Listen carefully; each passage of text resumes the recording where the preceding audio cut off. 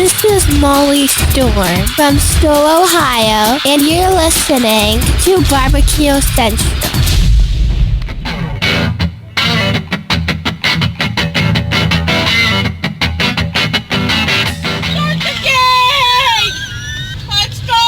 Do it live. Okay. Well, do it live! I'll write it and we'll do it live! So to get that perfect barbecue, you use wood. Are you sure it's safe? Whatever. We put the lighter fluid on, strike your match, and... Oh! Should we call the fire department? That might be a good idea.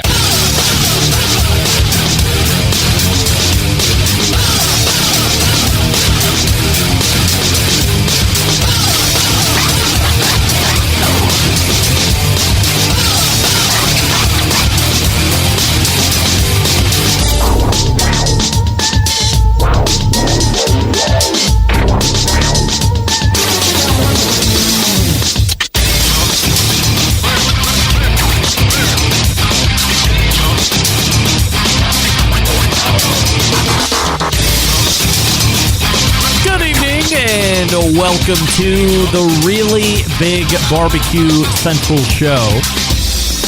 This is the show that talks about all things that are important to the world of barbecue and grilling.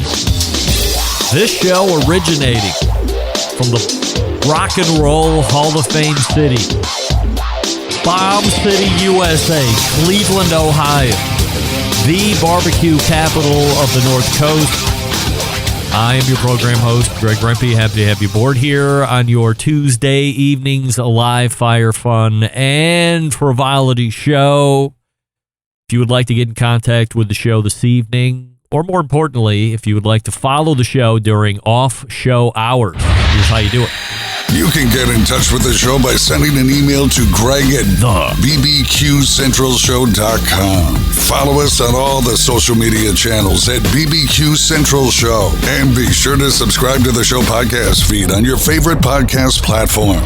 Anything else you want to find out about the show can be found at the main website, thebbqcentralshow.com.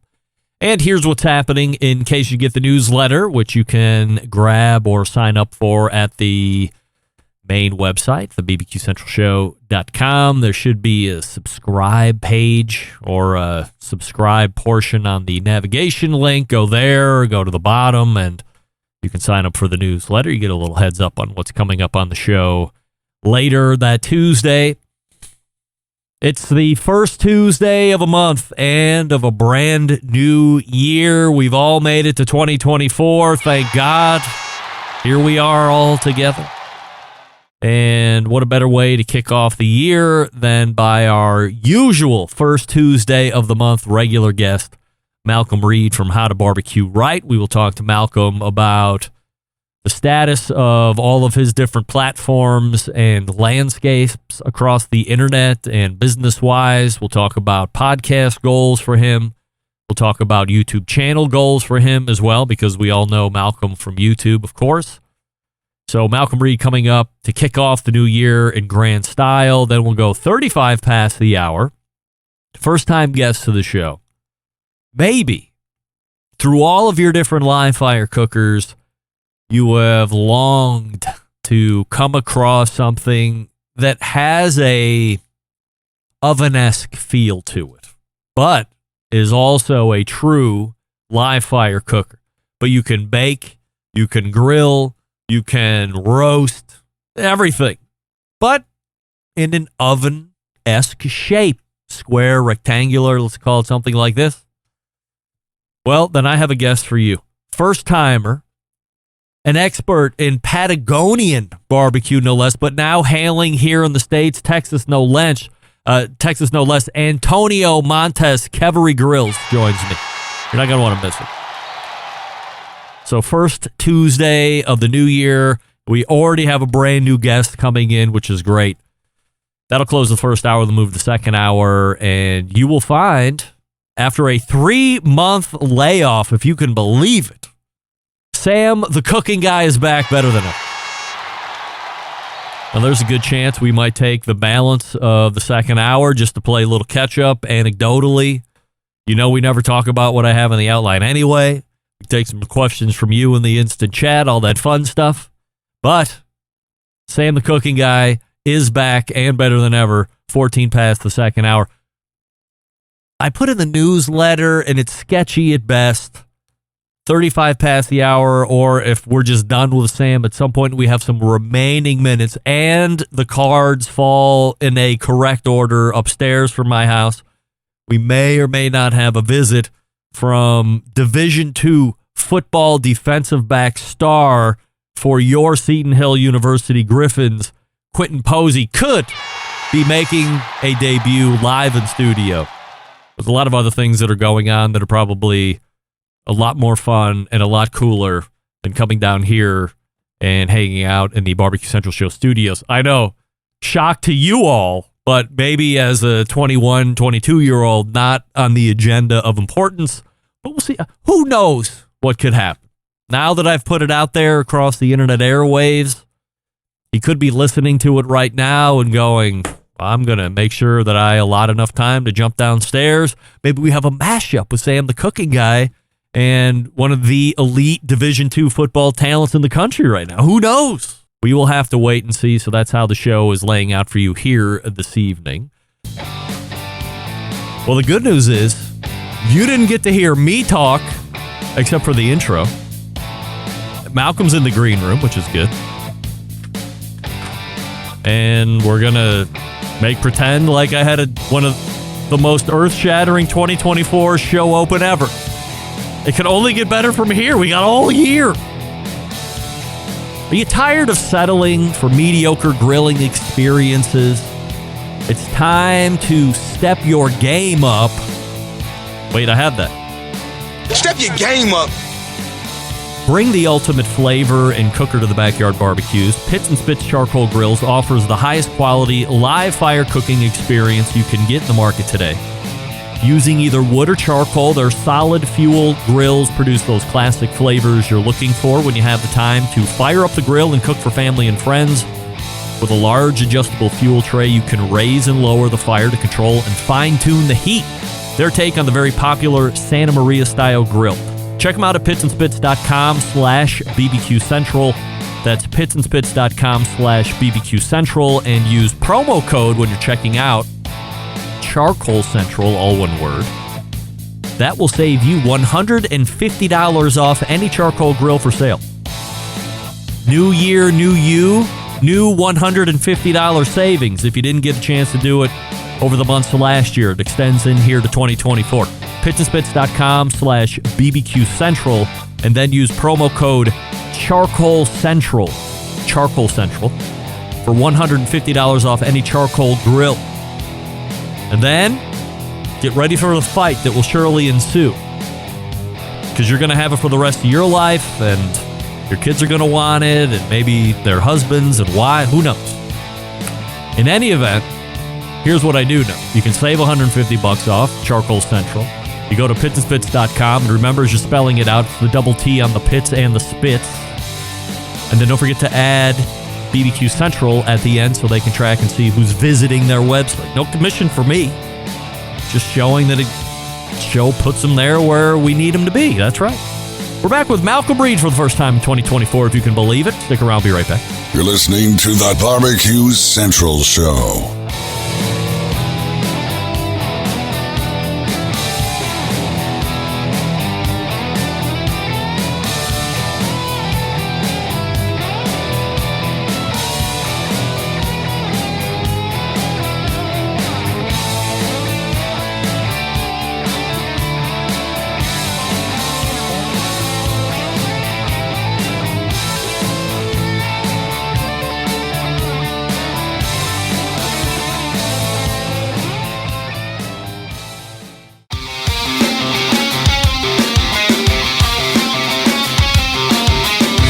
Broadcasting live from the Barbecue Central Show studios in Cleveland, Ohio. You're listening to the Barbecue Central Show. Once again, here's your host, Greg Rempe.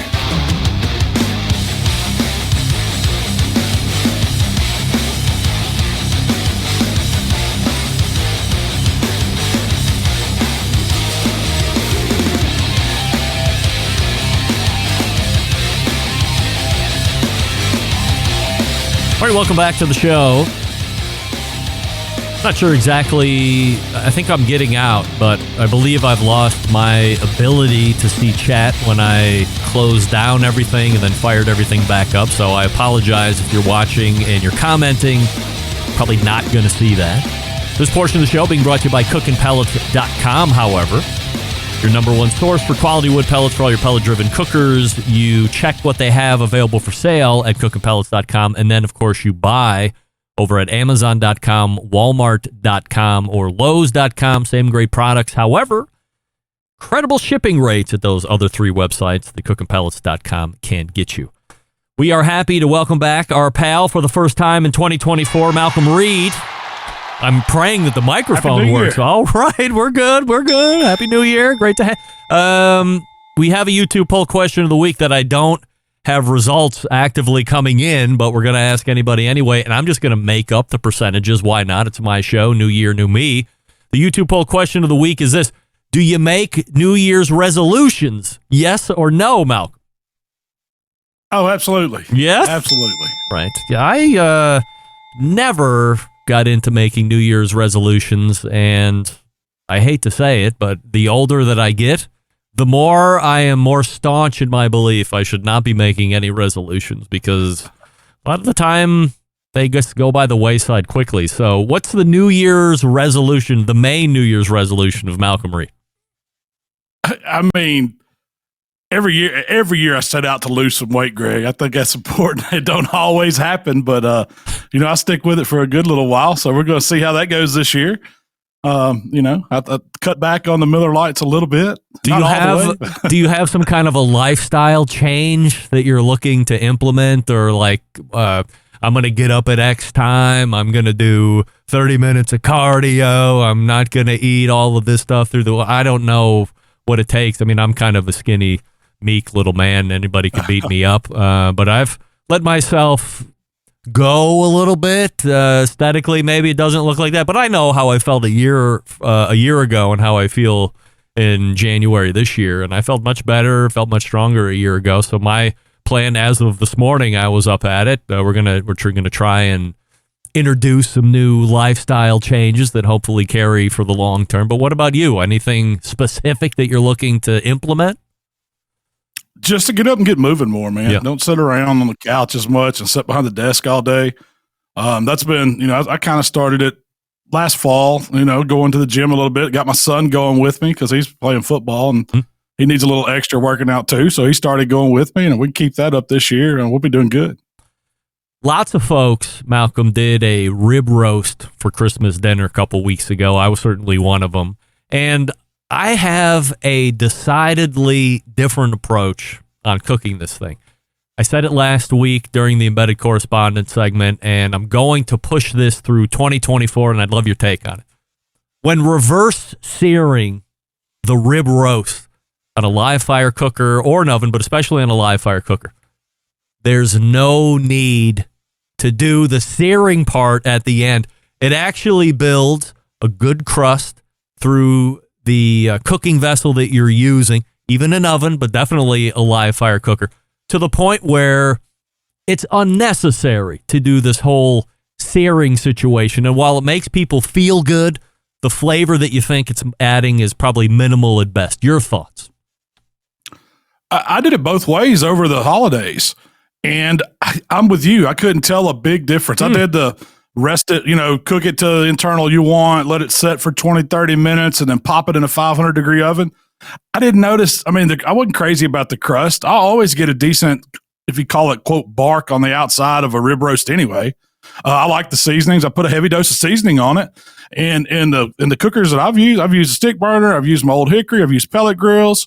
I always get a good outside, and I just like keeping them 225 and letting them go slow, man. I think that makes a better product, and it's even from all the way across, from outside all the way through. You don't get that gray with the medium rare. I don't like that.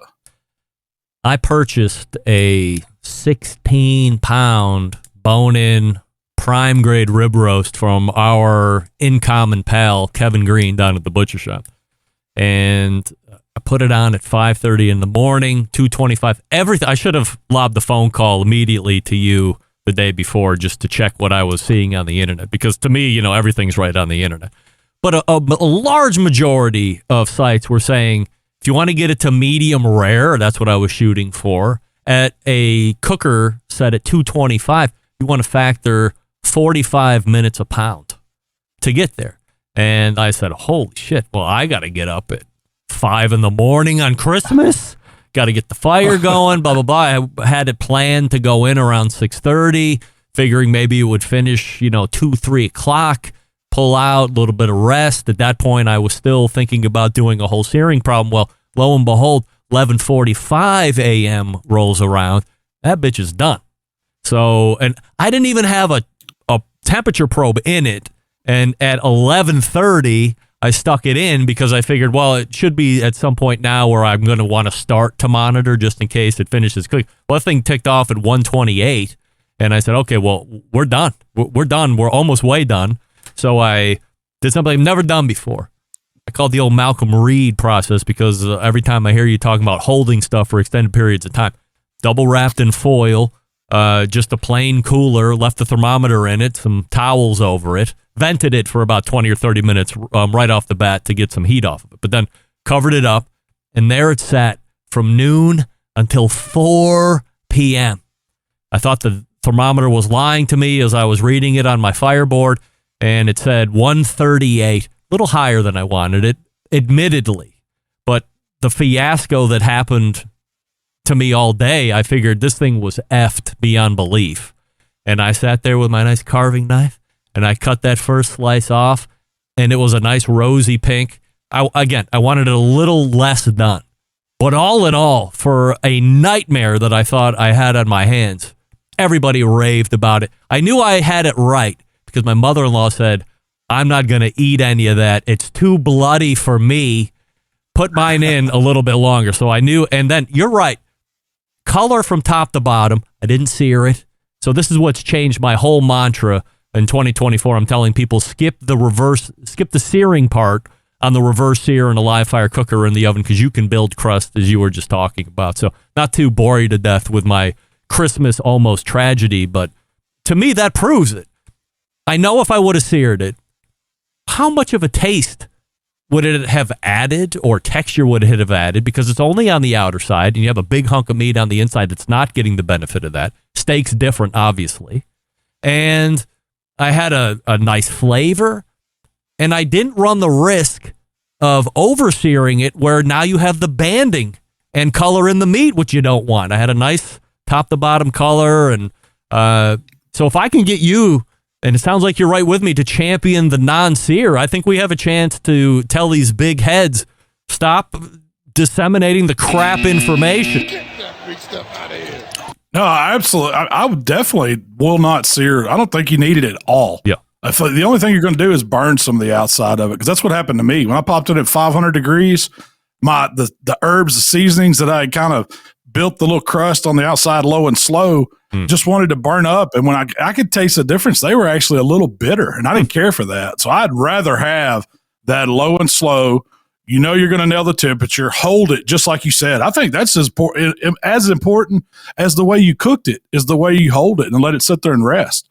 If you'd have cut into that, I bet you'd have noticed a big difference if you hadn't arrested it and just went to slicing it. Oh, it wouldn't have been near as good. No, there's no doubt. I mean, it was very tender. I don't find rib roast to be horrendously flavorful because I think it's just the small portion of the outside. So, maybe I should be working on some kind of a finishing dust on the main part of it to, give a little flavor boost. But I do like the roasted notes that you're getting on just meat, a little bit of a change of pace outside of the regular steak situation. So Malcolm and I are here to say, everybody, stop searing your rib roast, for crying out loud, and we're going to push it so it's law in 2024. Are you strictly rib roast for Christmas, or are you ham for Christmas? What's the family like? So I did a bone-in pork loin roast. It was like a 10-bone roast, along right beside it, because we had plenty of people there to eat it. And some people, might not like that medium rare that I like, and I'm not going to overcook one. And so you had the pork option. But ham's fine. We cook ham for New Year's, so I did a ham too. I mean, We did the pork loin and the prime rib roast for Christmas. Does the date, March 23rd, 2018, mean anything to you? March 23rd. You got me on that. You stumped me on that. What is it? First episode of the Heart of Barbecue Right podcast. You don't remember that? Oh, okay. No. So you are gearing up for the start of, I guess that would be year 7 of the How to Barbecue Right podcast. What are some of the best moments that come to your mind when you look back over the life of that show, independent of everything else? Man, probably just the way we've grown on it. I mean, I leaned on you heavy, when we were starting to put together some decent equipment and how to get things off and make it look a little better, because we started off in a shell sewing closet with some cheap equipment that I bought off Amazon. I mean, it was, I didn't know what we were doing, and it wasn't until I, kind of started leaning on you and getting some advice that I stepped my game up a little bit. But our podcast, I mean, we have a great little community at How to Barbecue Right. A lot of people, follow me on all the social channels and love to hear the podcast because it's mine and Shell's way to just be ourselves. And so that's what our plan is with that podcast, just to keep doing it and keep hanging out. I mean, we're not the number one news source. We don't, you do a great job at what you do, and it's totally different than what we do. But I mean, we base it on barbecue, but really it's just about what's going on in our lives and our business and how things are going and what from our viewpoint. And we do it from a hangout standpoint. And I don't want to change that. So what's the goals for 2024, or maybe what's the big overarching goal or arching goal for 2024 with the podcast on? Well, we set out to do at least 40 episodes. That's kind of our goal. That's the goal we put on how many episodes we want to hit. And usually we've been pretty good about it. It gives us several weeks off, but we, just to be relevant, to be able to take the time and sit down and get one produced to put out. That's our overarching goal. Whether somebody listens to it or not, we hope. We're not, I'm not saying, we got to, double our subscribers or our listeners or anything like that. But just to be fun and have a good time with it, enjoy doing it, not to be burnt out on doing a podcast. I don't want to, wake up and hate that I've got to go sit down and do it, because that would suck. What are the other barbecue podcasts that you listen to that you like? Oh, man. Let's see. I listen to Heath. I listen to Heath and Candace. There's not a ton of them that I actually listen to, honestly. I mean, yours. Is Heath's wife and your wife voice twins? Like, it's shocking how much they sound alike, is it not? Yeah, maybe it's just a Mississippi thing. I don't know. Well, you and Heath don't sound alike, but when I listen to those two ladies, I'm like, holy moly! Like they sound close. Voice twins. I think you can't see them, and if you're not paying close attention, you might think one is the other, no doubt. So, so you listen to Heath. Anybody else? I'm trying to think off the top of my head. I mean, I've got a lot I subscribe to. Yeah. But I don't listen to them all the time. Yeah. I mean, I subscribe to them just to support people, but I don't get to sit down and listen to them a lot. Well, I mean, I always try to stay relevant on yours. Yeah, well, hey, I try to stay relevant on yours. We're doing it. Yeah, you stay relevant, no doubt. Many folks know who you are, of course, from the YouTube channel. In fact, I had a How to Barbecue Right windbreaker that you sent me a little while back. Had that on me a couple days ago as I was getting ready to do a pork butt cook Sunday night into Monday for New Year's Day dinner.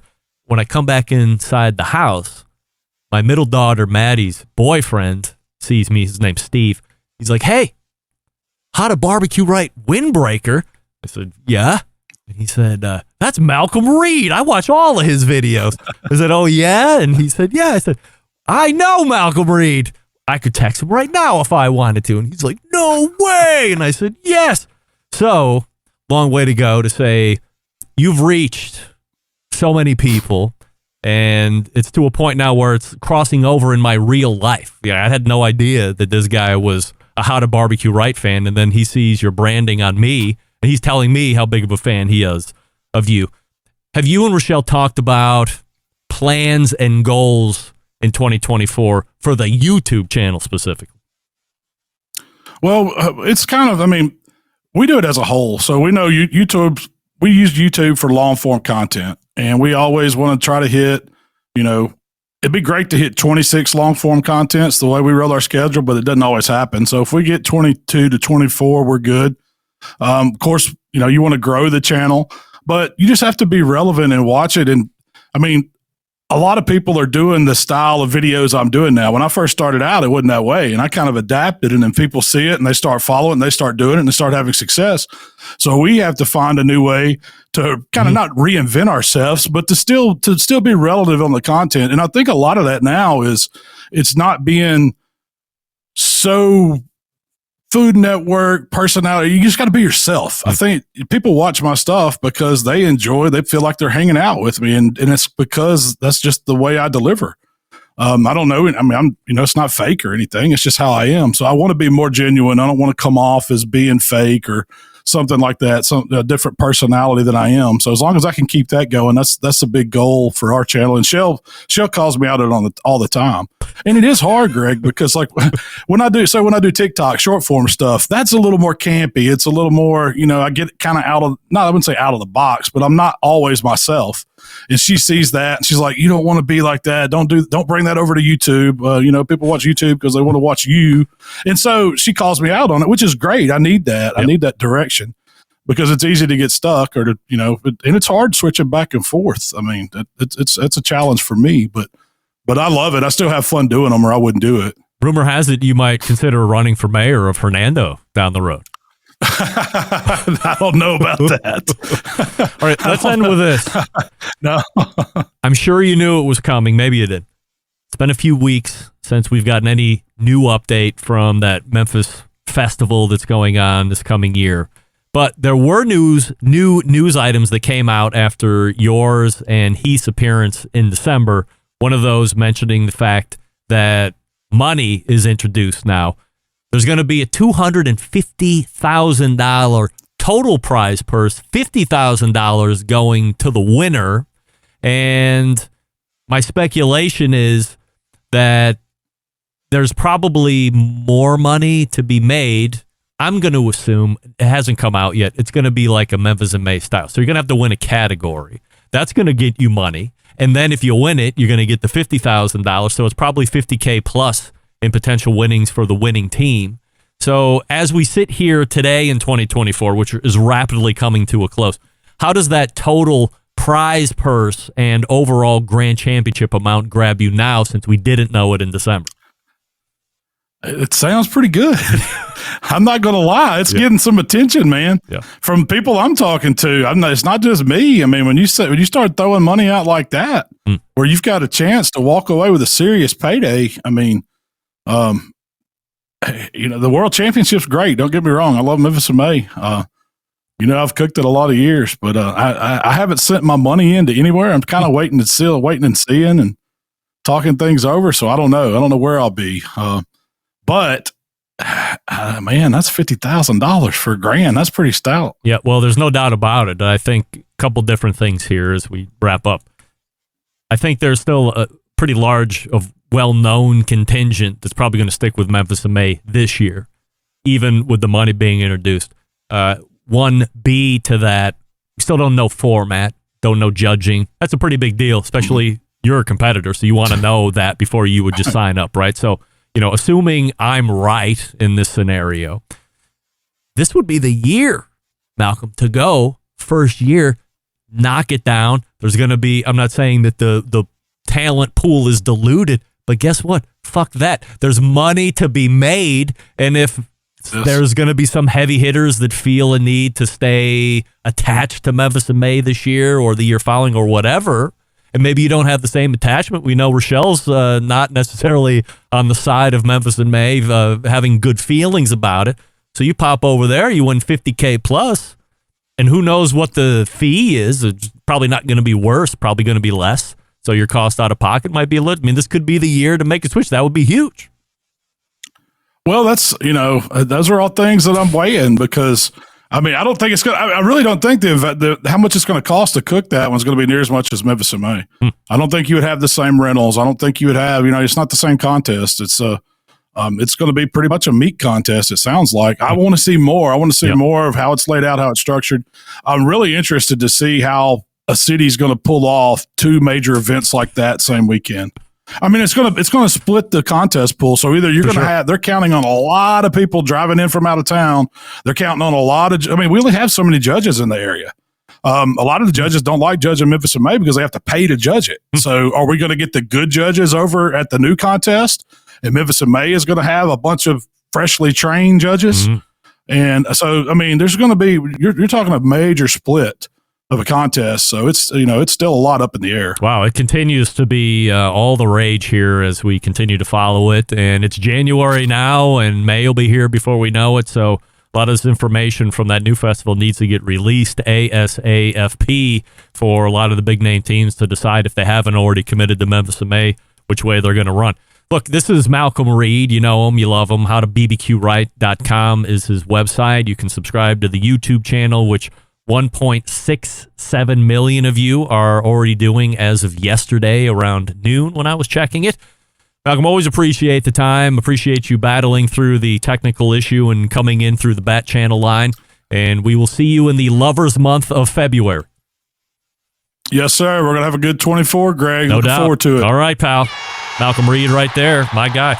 Man, I'm right. I should have called him on Christmas Day so he could have been like, what are you reading on the internet? 45 minutes a pound. That thing is going to be ready before noon.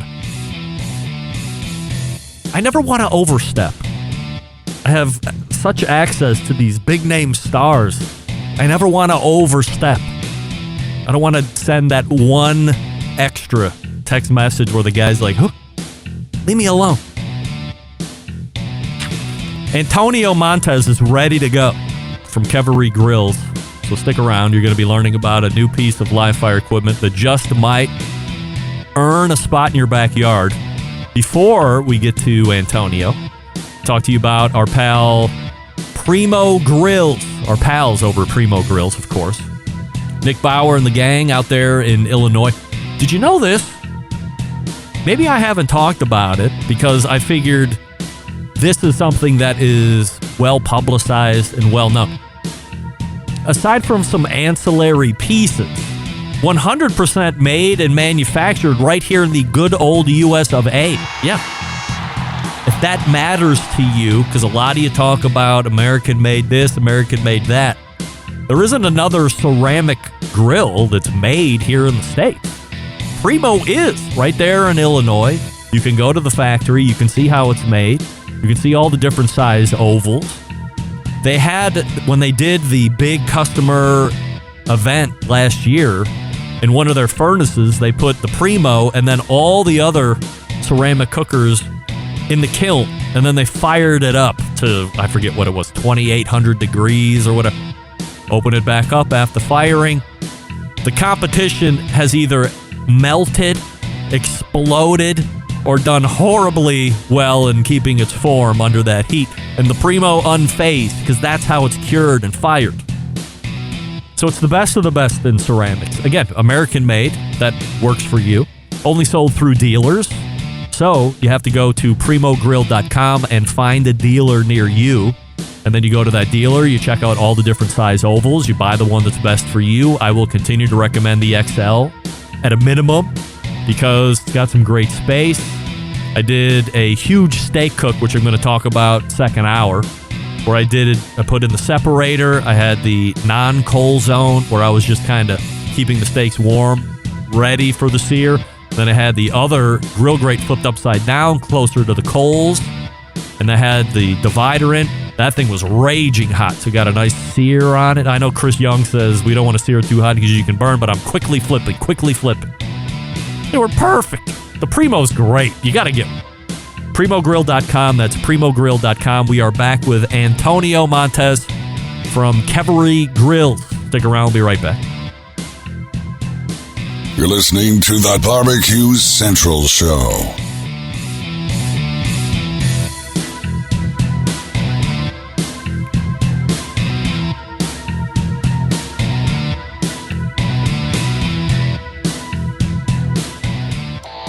Howard Stern, Jim Rome, Dan Patrick, and Greg Rempe. the Mountain Rushmore of talk show entertainment. Now, let's get back to the Barbecue Central Show. Welcome back to the Sports of the Show, being brought to you by the Fireboard 2, the Fireboard 2 Drive, the Fireboard Beacon, the Fireboard Spark, and oh, happy day, because tomorrow the Fireboard 2 Drive lands at my house, and I bought it. So I got new probes. The Drive means I can put it on the Primo. I can have automatic temperature control device if I so desire. But I got that thing locked down. I'm a master. Fireboard.com is the place to go where you can get your Fireboard 2 Drive bundle like I just got mine, 816-945-2232. Who knows? Ted Conrad might even answer the phone himself, and then you're off and running with some great conversation.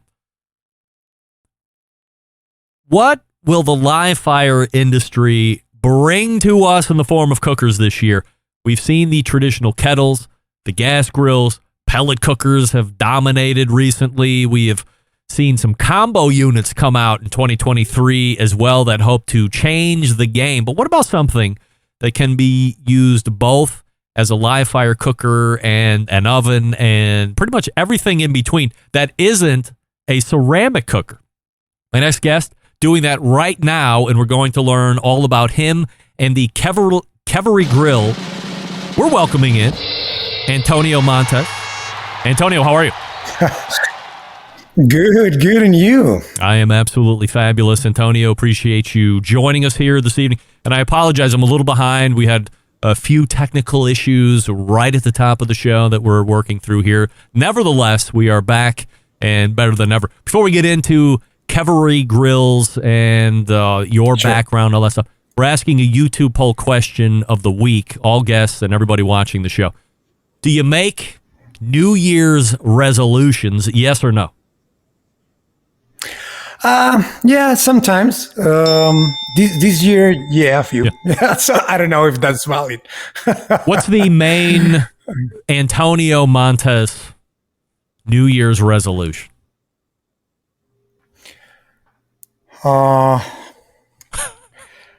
That's a hard one, man. I was not prepared for this. No? No, New Year's. No, that's a very. I'm not saying that I don't do it, but that's a very American like tradition to try to close the year with that. Yeah, I think so. But no, I don't know about resolutions, but I'm very happy. I'm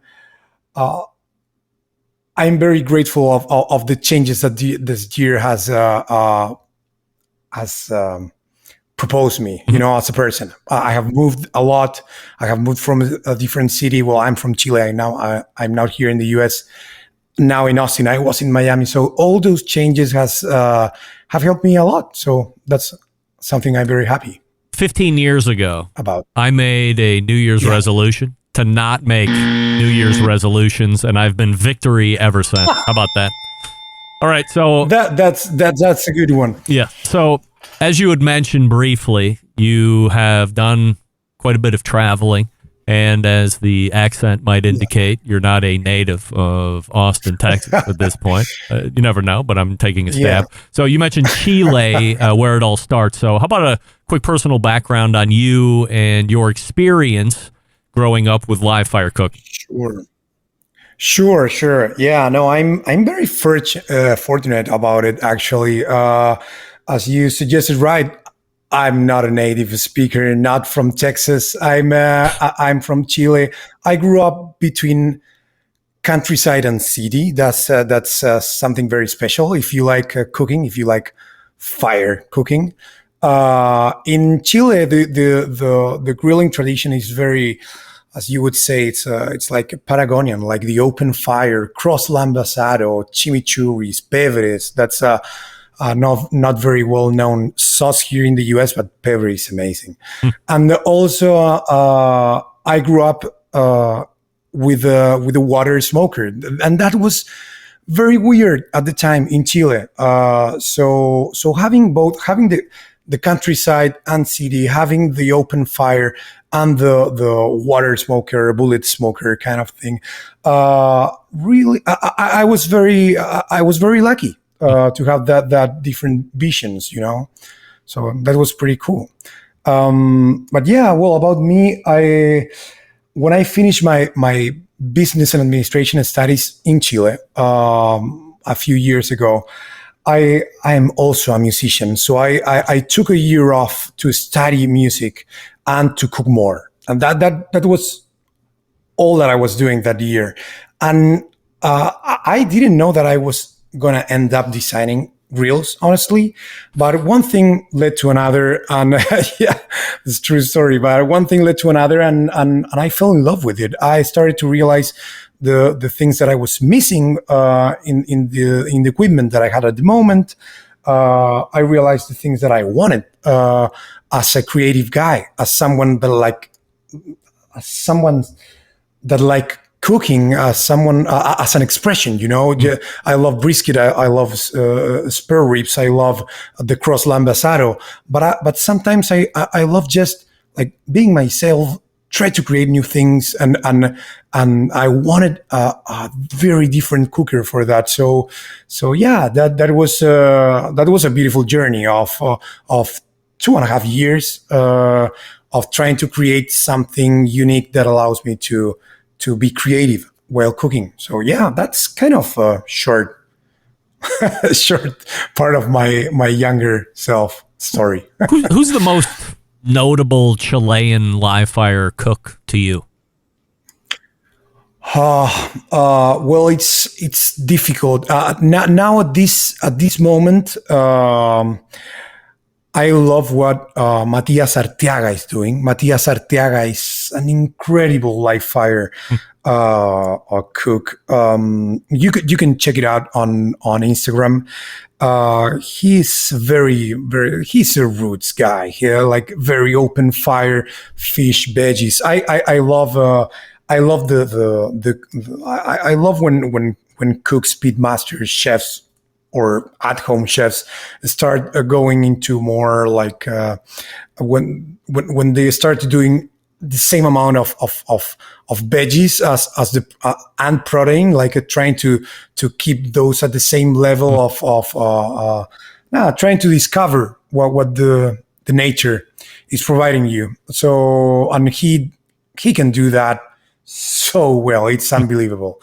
So, and very, it's not traditional in the way that he's doing like very, very old school recipes, but he's traditional in a way that he's trying to keep the tradition of Chilean open fire cooking, but with a twist, with a more modern twist. So yeah, I really recommend him. So let's talk about the cooker. You had mentioned it's been a 2.5 year journey that started in Chile, then you leave, you go to Miami, now you've landed in Austin. Moving all that way probably brings its own logistical hurdles, but as you sure, like where, and a musician too, so I would imagine the first thought was I want to be a rock god and make all this money and pull chicks and blah blah blah.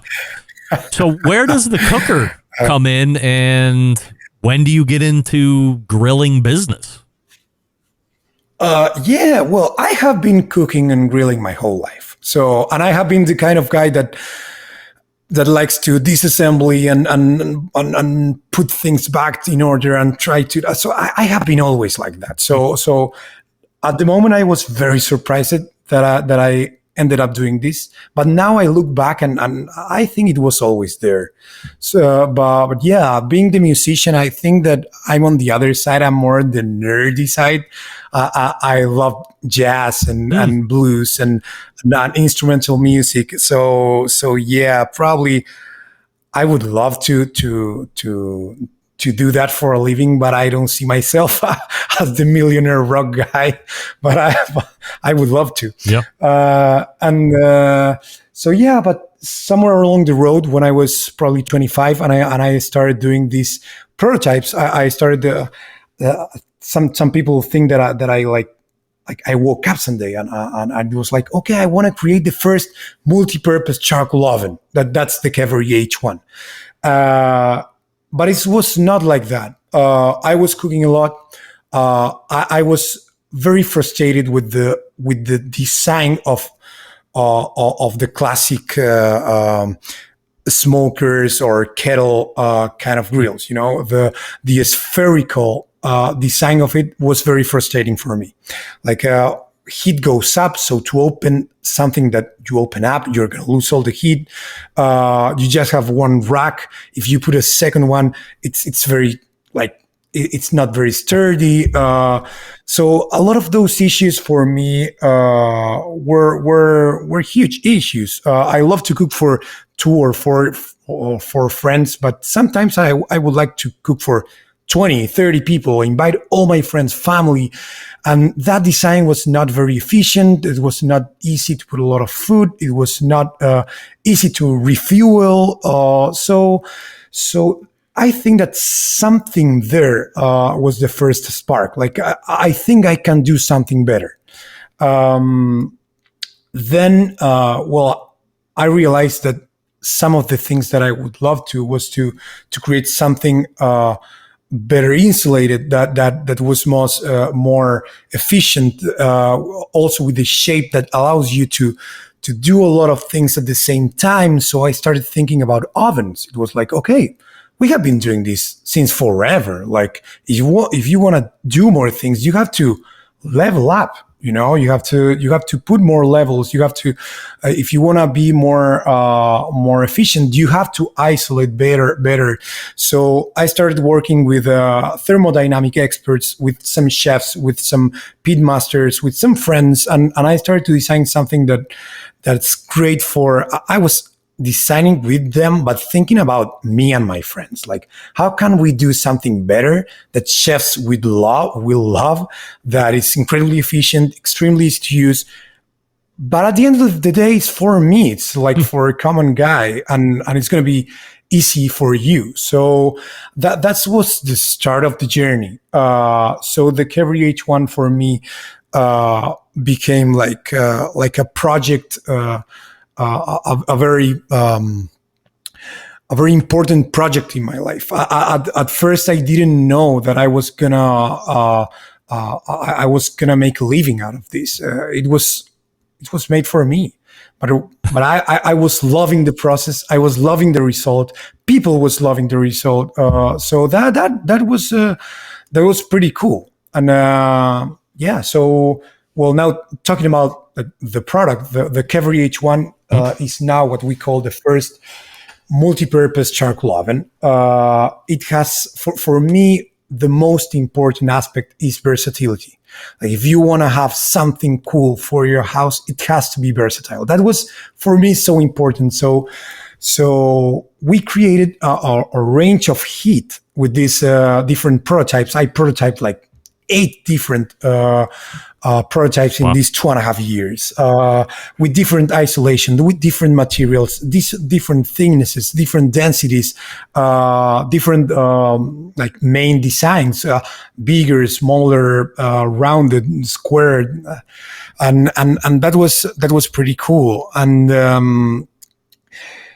the result of that was probably the most versatile machine, charcoal grill. Well, now we say it's an oven, but it's the most versatile thing that you can see in the market today. And for me, it was, I always say this thing, like, I don't want my product to be like that Swiss Army knife with gazillion number of features and things, but you don't know how to use it. So you end up just using the regular knife, you know, and you have this thing with 200 options and you don't know how they use. So I spend a lot of time with, again, with some friends, chefs, at-home chefs, pit masters, and trying to develop what is for me one of the most important aspects, the 5 different grill modes.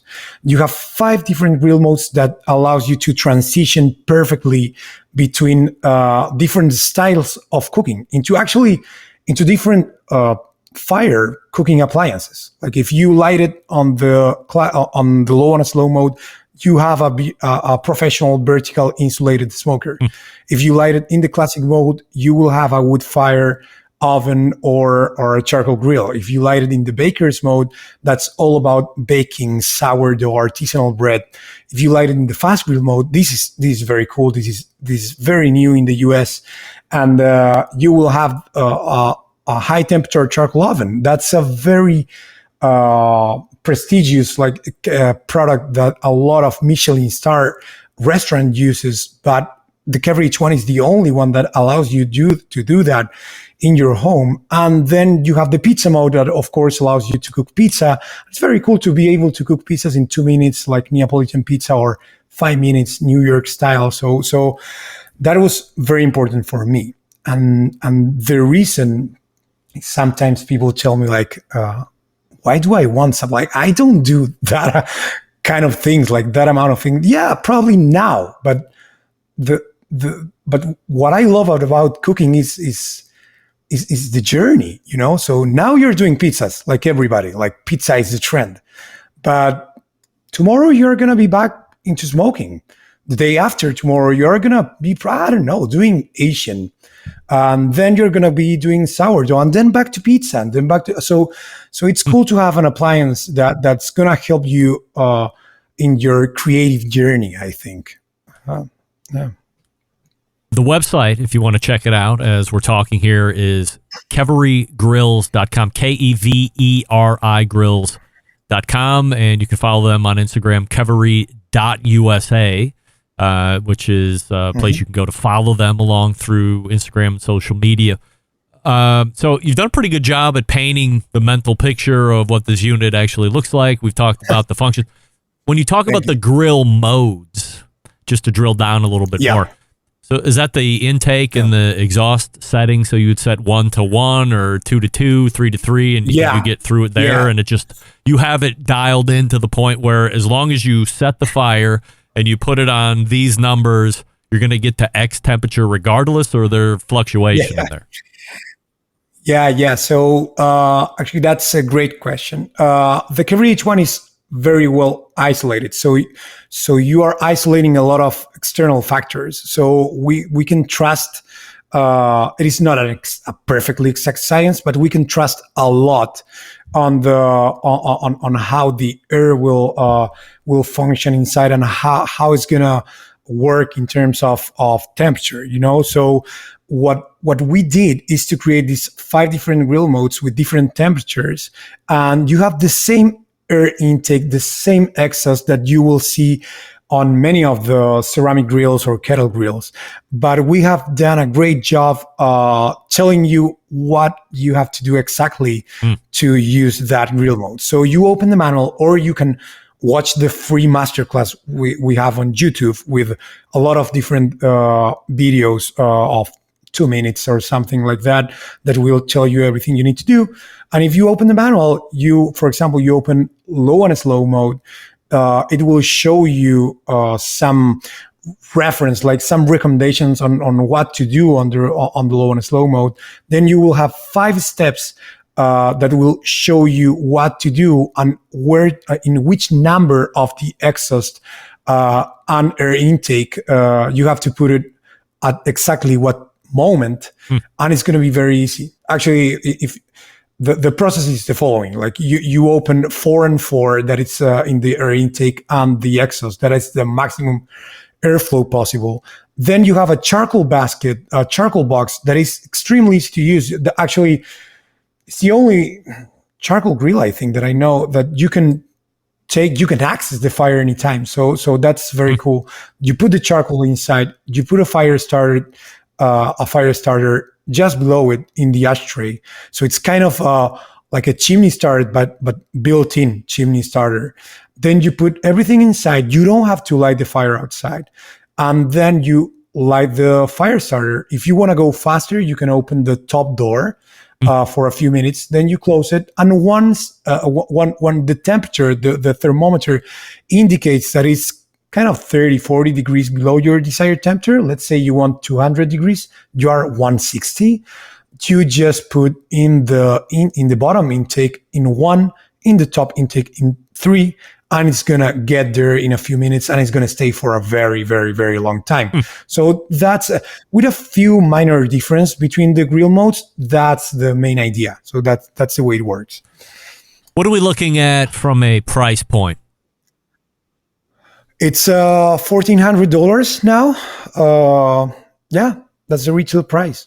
Where do we get them?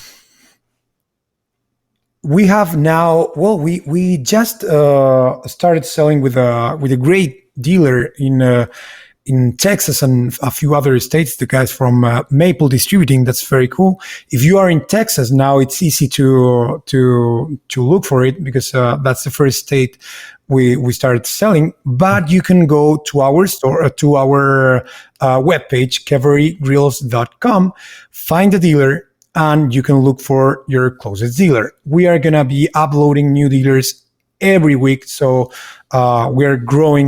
We are in the growing stage. So if you don't see a store near you, just probably wait for a few weeks and it will be there. And if not, well, you can buy it from different online dealers too. There's no worry about that. So, but you can buy it from keverigrills.com as well, like DTC, right? Sure. Yeah. Okay. Sure. Yeah.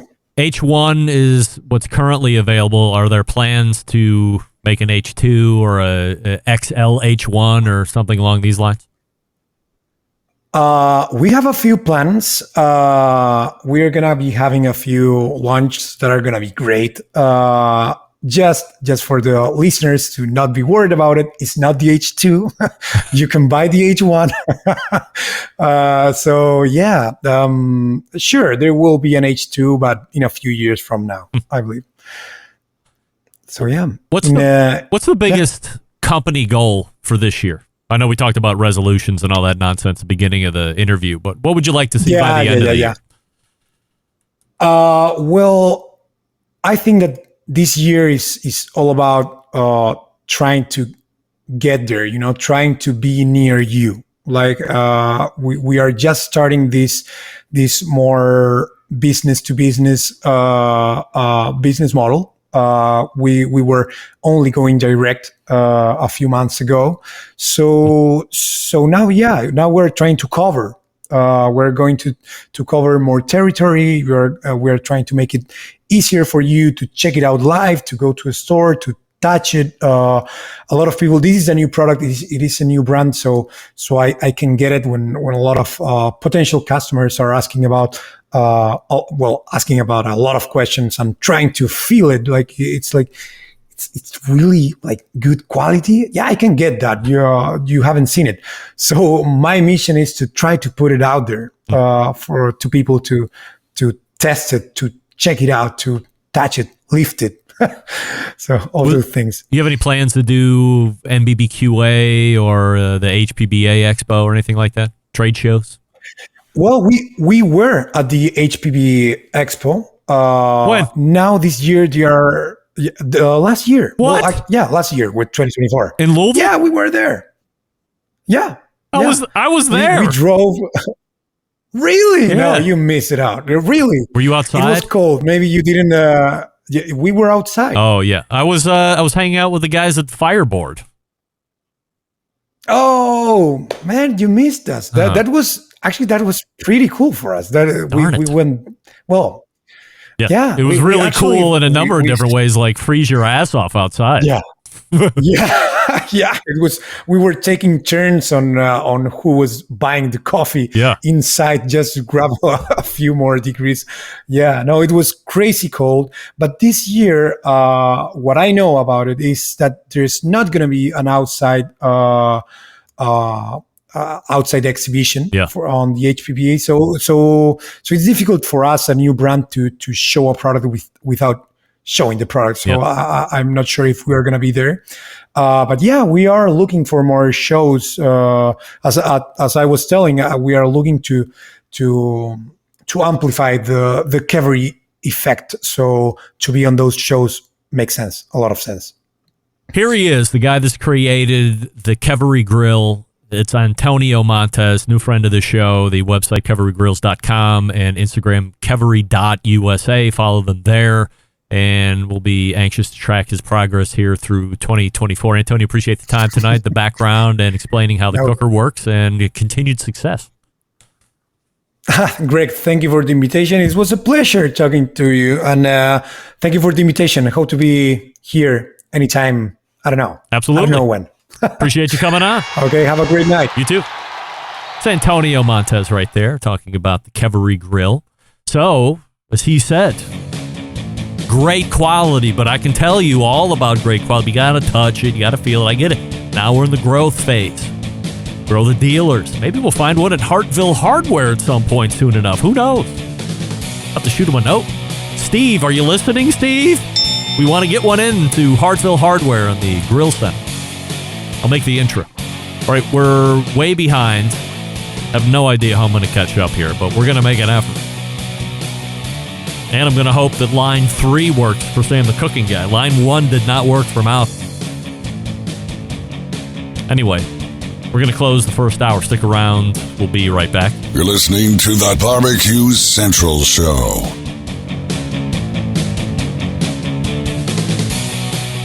Continuing to produce incredibly mediocre content in an exceptionally professional way. You're listening and watching the Barbecue Central Show. Once again, here's your host, Greg Rempe. Flying blind here. I have no instant feedback from anywhere.